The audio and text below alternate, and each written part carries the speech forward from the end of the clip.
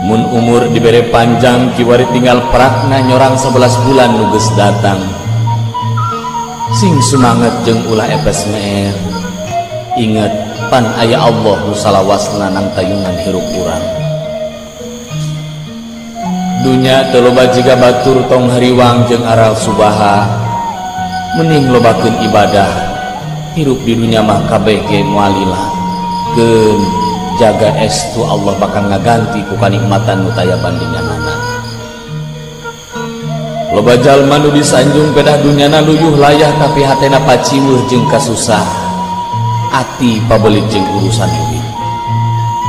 Hirup loba digogoreng jeung dinyanyeri ku batur omat ulah dibales. Justru eta kasempetan keur nguji hate urang. Rada nyelekit kanu ati mah jamah karana ge jalma hirup wajar mun ngarasakeun kanyeri ati. Pan ngeunahna sehat teh kugeus ngarasakeun agering. Rek kumaha ngarasa ngeunahna hate lamun teu ngarasakeun peurihna hate. Nyieun kahadean ge sing ati-ati. Utamakeun kaikhlasan hate.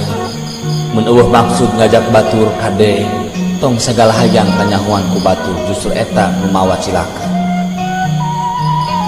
Geura deukeutan Allah ku jalan ibadah anu khusyuk. Geura beresan hate ku jalan loba nginget-nginget dosa. Geura lobakeun kahadian keur bekel jaga urang balik. Prak. Geura hitung umur etang yuswa ayeuna sabaraha taun.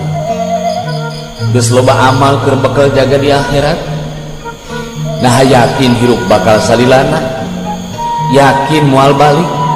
Ridho mun anak turunan urang kabeh digebruskeun ka neraka. Nah sanggup yang hareupan panasna seuneun neraka.